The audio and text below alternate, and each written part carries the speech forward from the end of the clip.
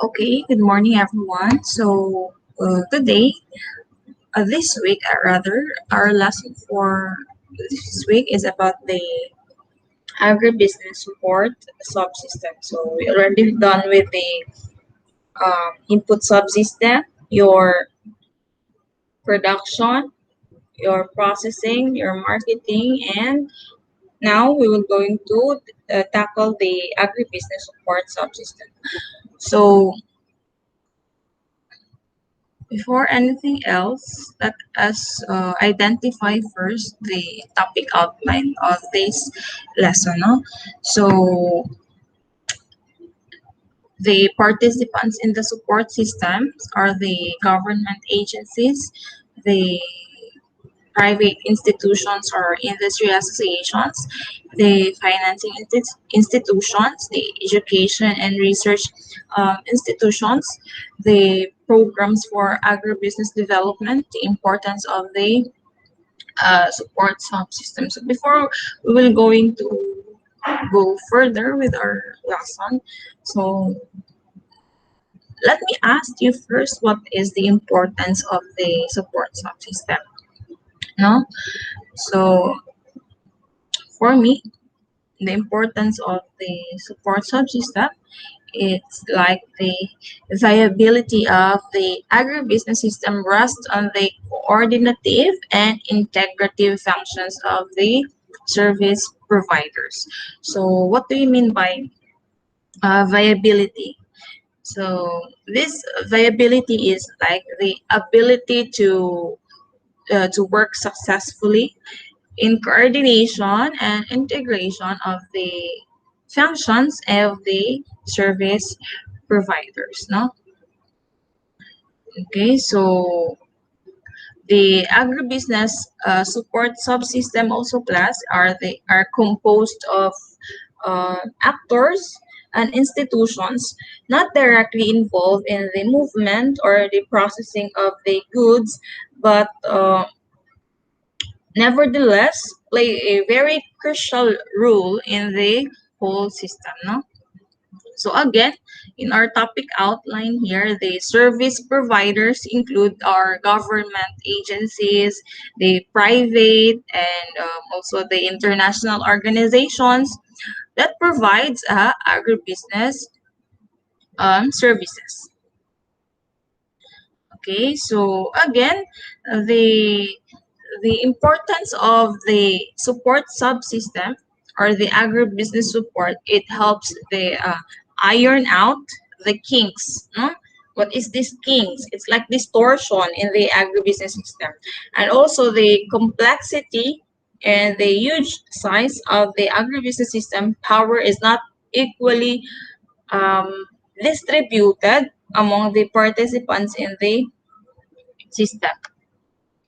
So maybe the goal of one participant or groups or of participants may run counter to those of the others. So we will going to discuss this topics, no, in our succeeding slides. Check this. So here, this one, and this one. Okay, so let us proceed. So agribusiness support services provides financing, technical financing, technical and management consultancy services, market research and market information dissemination, breeding, custom renting of agricultural machines, transportation and warehousing, raw material supply sourcing, and the trade and investment opportunity identification. So let us start with your financing. So financing, the agribusiness support services provides financing because it helps maintaining or developing the farm, no, farm development rather, and maintenance for farmers. So see, we have establishments of facilities for processors, market facilities, acquisitions, and operating capital for traders. So here in financing, of course, kailangan to og sources, no? So we have financing sources. We have um, formal sources. Also, we have your informal sources. So, kaning mga formal sources are your banks, your lending, your investors, your cooperatives. No, these are just some examples of your formal sources. And your informal sources naman, kato mga input suppliers, traders, if you have friends, money lenders, or relatives na pwede ninyong mahugman, no, as a source of your financials. So, also, it provides technical and management consultancy services. So here, ang pasabotan niya, it provided by um, technical experts, no? Like livestock consulting or the nutrition and feeding systems. Okay, the third one is your market research and market information dissemination. So, class market research is largely a private sector, no, undertaking government institution that plays a key role. Again, market research is largely a private sector undertaking, and also government institution plays a key role. Okay, then the fourth one is your breeding. So breeding, um, it's your government institution that upgrade breeding stocks. No? So the private organization man gud kay provide sila og breeding services pero naay bayad.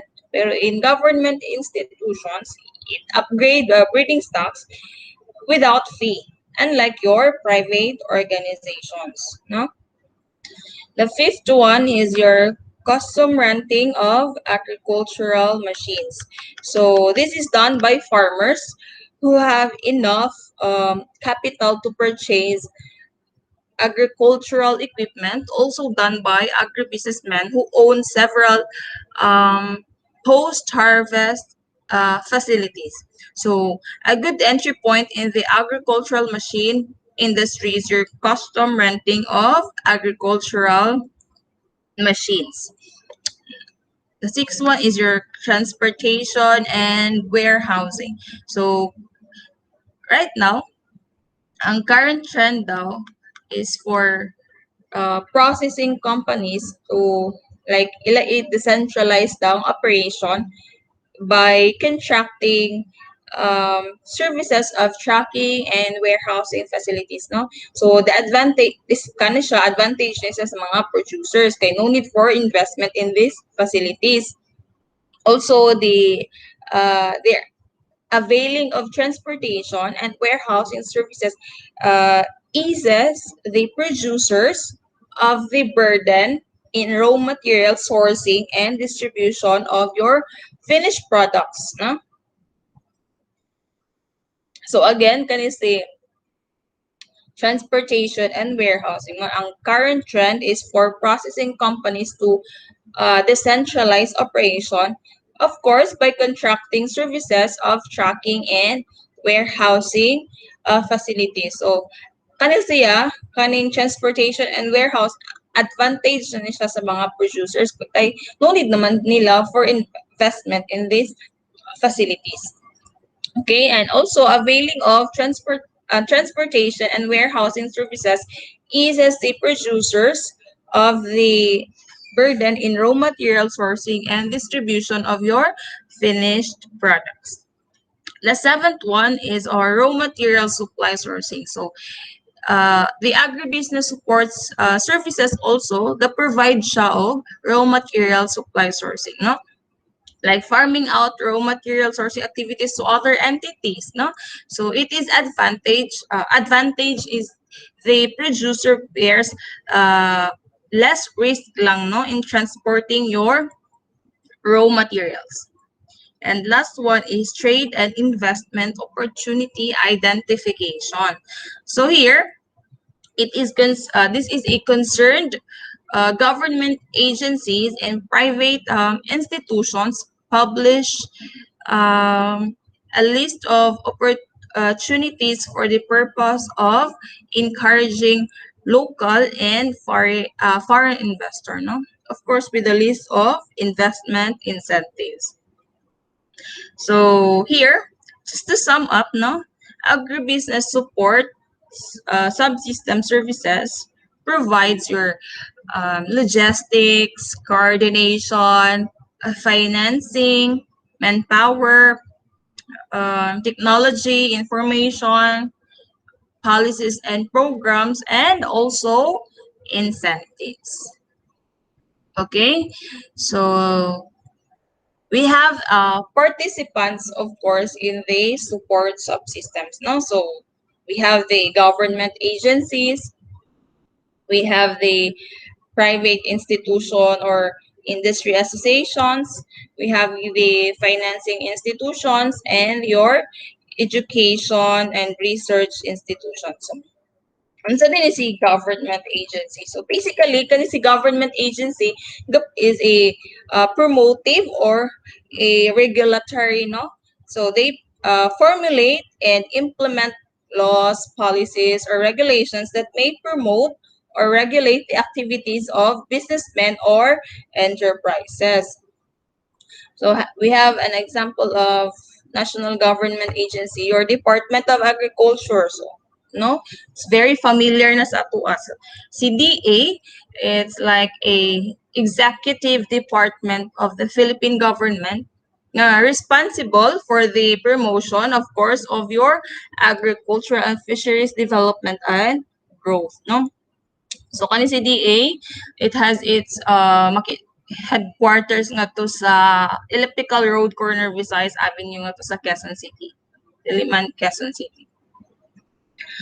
Okay, so we have also your Department of Health. So Department of Health or DOH, no? In Filipino, it's like Kagawaran ng Kalusugan. So it's also an executive department of the government of the Philippines responsible for ensuring access to basic public health services by all Filipinos through the provision of quality health care, no? So the regulation of all health services and products kay naadiri sa Department of Health. So it is the government's overall technical authority on health, no? So kaning Department of Health, its headquarters at the San Lazaro compound along Rizal Avenue in Manila. Okay, so this is also our national agencies, no? Government national agencies. And also your Department of Trade and Industry, DTI, no? So, kagawaran ng kalakalan at industriya in Filipino. So, Department of Trade and Industry. So, it's also an executive department of the Philippine government, tasked as the main economic catalyst. Main economic catalyst nga that enables innovative, competitive, job generating, inclusive business, and empower consumers. So, CDTI, it acts as a catalyst for intensified private sector activity in order to accelerate and sustain economic growth strategy. No, also it is socially responsible class to the trade liberalization and the regulation programs and policy making designed for the expansion and diversification of Philippine trade. No, of course, both domestic and foreign. Next is your Department of Environment and Natural Resources, or DENR. So this DENR also the executive department sa Philippine government, responsible, of course, for governing and supervising the exploration, the development, utilization, and conservation of our country's natural resources. Uy, familiar mo ani ato ang mga uh, national agencies. Right? Kay kuan man na sila mga sikat.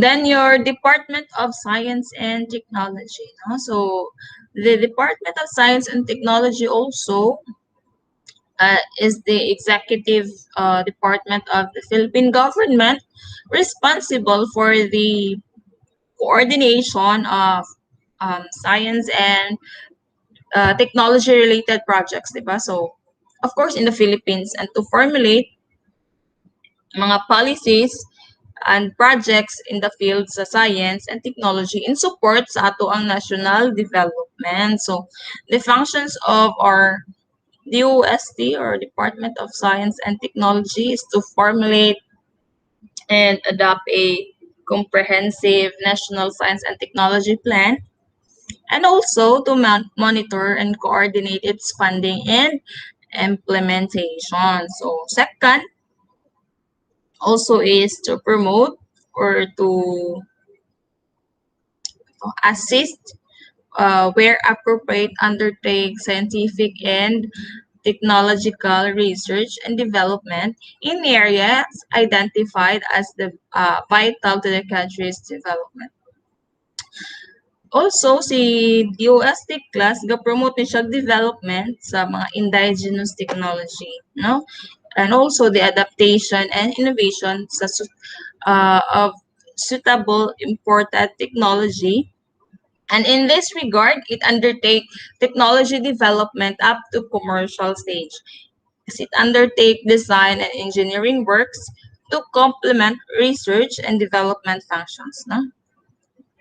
So, daghan og functions si DOST. Also, kana si DOST, kana siya, ga-promote na siya public consciousness in science and technology and undertake policy research, technology, assessment, feasibility, and technical studies. Okay, and see DepEd, no? Department of Education. So, also, si DepEd is an executive department of your Philippine government responsible for ensuring access, promoting equity, and improving the quality of basic education. So, mo ni siya ang main agency task to manage and govern the Philippine system of our basic education. So, it is the like a chief formulator of the Philippine education policy and responsible for the Philippine primary and secondary school systems, and it has its headquarters ngadto sa DepEd complex Meralco Avenue sa Pasig. And also we have your Department of Agrarian Reform, no? So these are also participants in your agribusiness support, no? So si DAR is your also an executive department responsible for the redistribution of your agrarian land in the Philippines. So daghan pa kayo mga NGAs, no? So mao lang sa atong i-highlight si DepEd, si DOST, si DENR, si DTI, si DOH, si DA. So these are your national government agency as a participant sa atuang support subsystem. Okay? So let us proceed to the private institution. Okay, one moment. So si DA daw, naa siya'y agencies po, no? So kay CDA, it's a broad department. So na siya mga agency. So let's have a quick view lang. Si Bureau of Animal Industry, so being one of the regulatory agencies under the Department of Agriculture, si Bureau of Animal Industry is responsible for the enforcement of food safety products, as sorry, food safety standards and regulations in the primary and post-harvest stages of food derived from animals, including your eggs and the honey. So, kani si Bureau of Animal Industry was charged with preventing diseased animals from being used as food, no? So, ang Congress created the Bureau to promote livestock disease research and enforce animal import regulations and regulate the interstate movement of the animals. So, we have also your PCC, your Philippine Coconut Authority, no?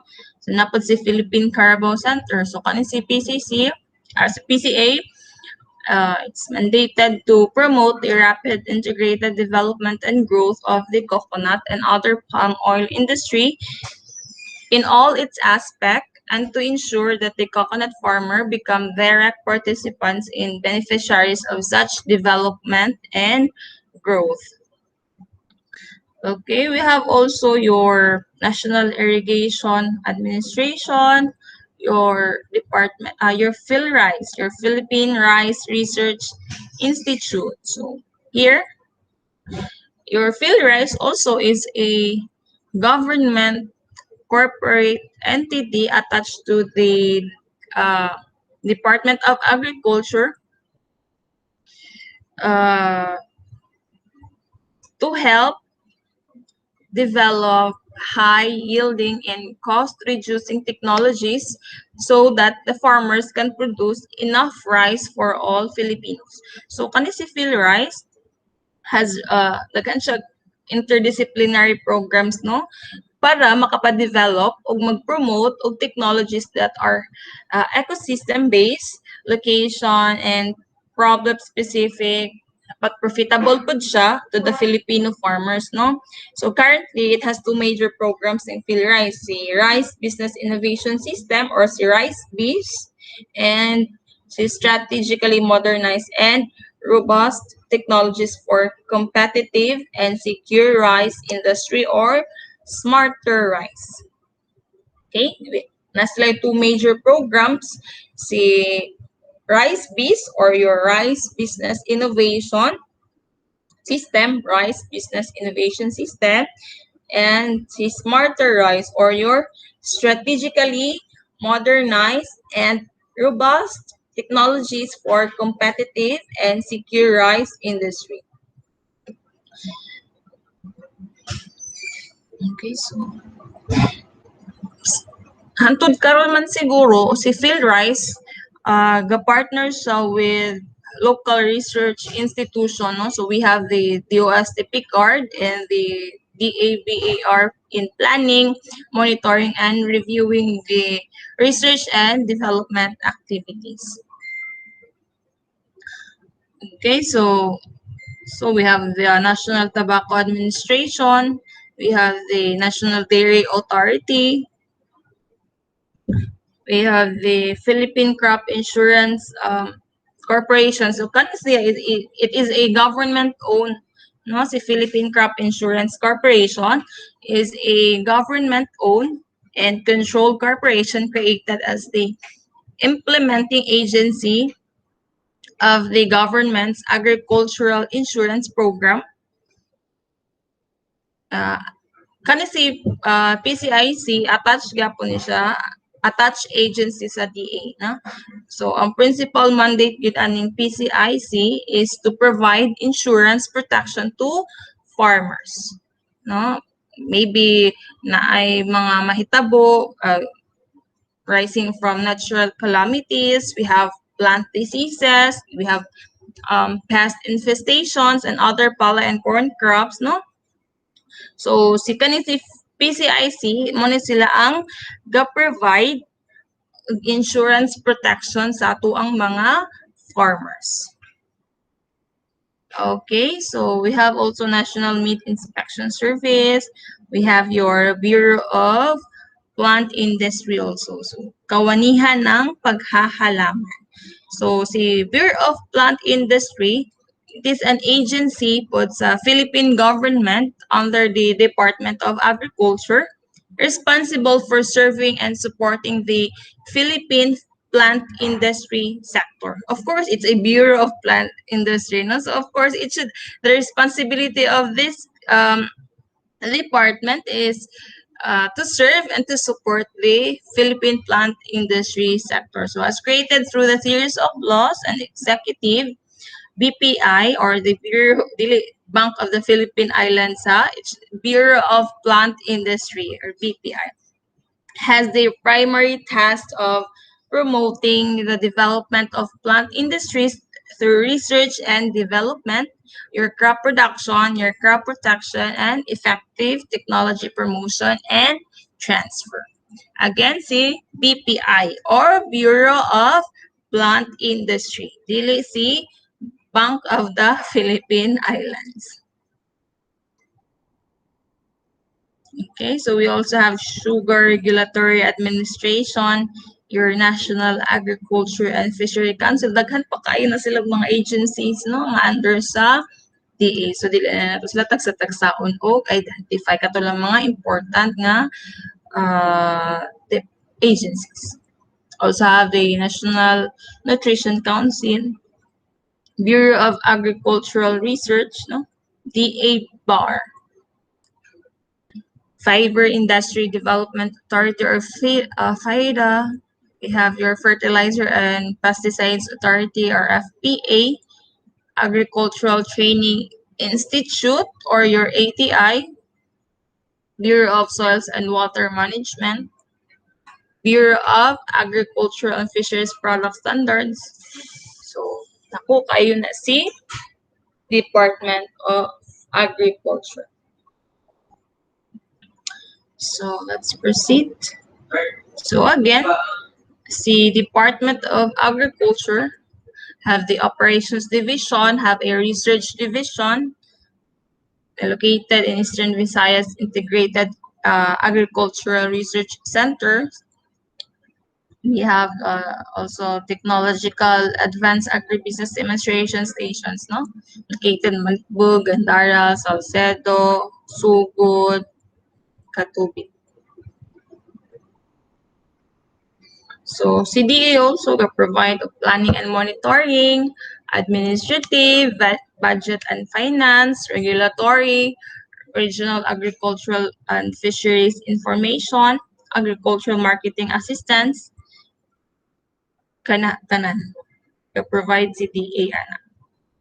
Okay, so let's proceed to the private institutions. So these are the industries associations and non-government organizations, or NGOs. No, so these are the organizations initiated class by the private sector. So it's a non-profit, voluntary organizations committed primarily for service. So ang focus on private institution is on assisting the marginal sectors of the society.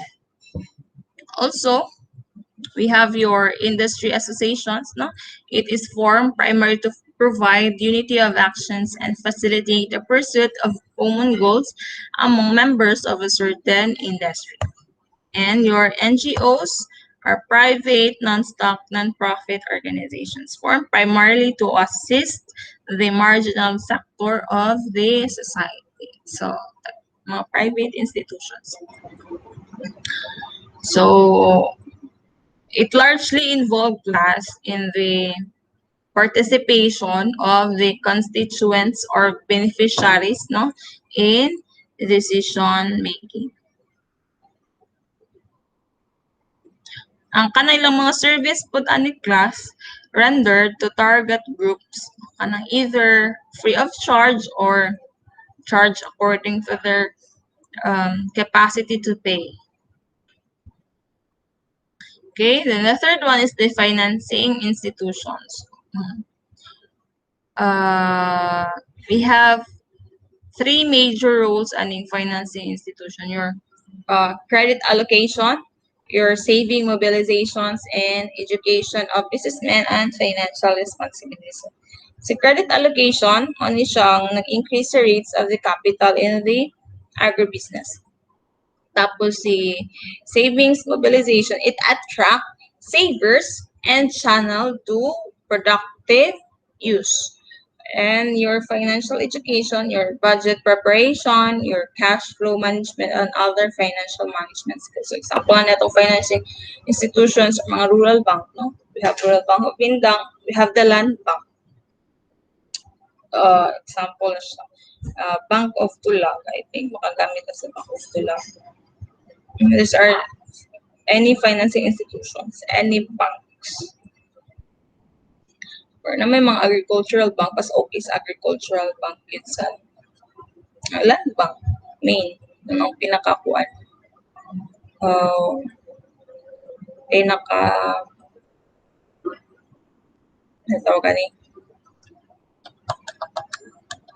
Main support sa agriculture.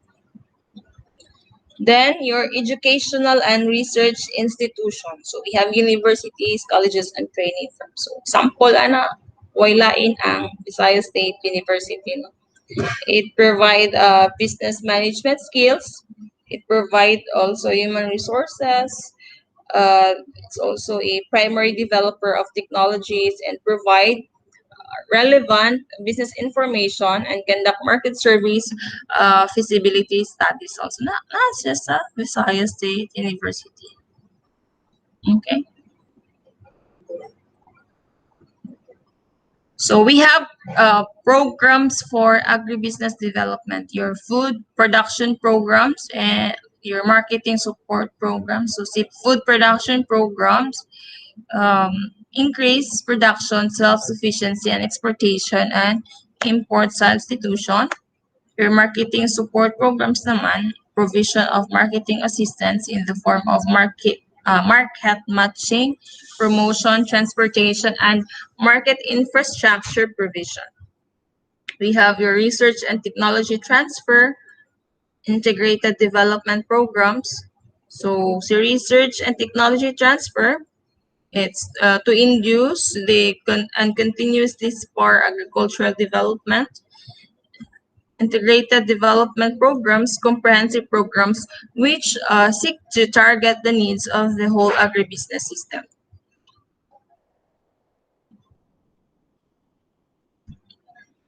Okay, so here is the Agri-Pinoy or Agrikulturang Pinoy. So it is a set of principles and practices class focused on developing Philippine resources and capabilities to meet Philippine needs. No? So there are 4 guiding principles of Agri-Pinoy: your food security and self-sufficiency, your sustainable agricultural and fisheries, natural resource and management, and your local development. So we have Bagsakan Center ni pa Q-Mart, no? Agrikulturang Pinoy. So example, Bagsakan Center Balintawak. We have also Barangay Bagsakan Kristong Hari, dagang agricultural products. Barangay Bagsakan, so sa una pa si President GMA, no? Gloria Macapagal. So mga agriculture rice for rice. Support the National Year of Rice. So again, sa atong 4 participants sa in support sa atong subsystem, atong highlight, no? Si government agencies, private institutions, financing institutions, then your educational and research institutions.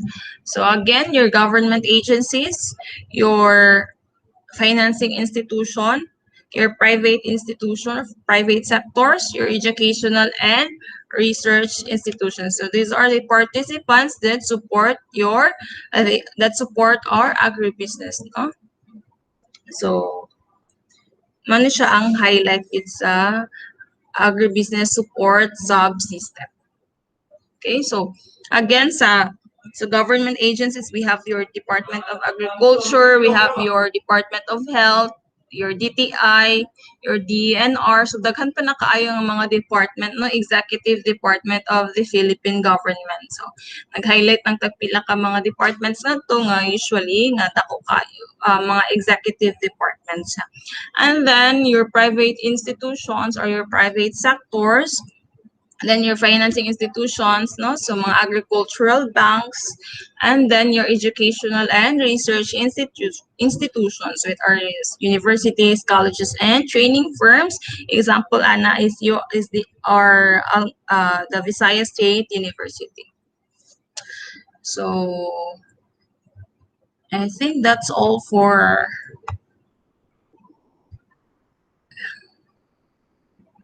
the agribusiness support subsystem. So that ends our topic for today. So hopefully you will watch the recorded discussion. So that would be all for today. Thank you for watching and stay safe always. God bless.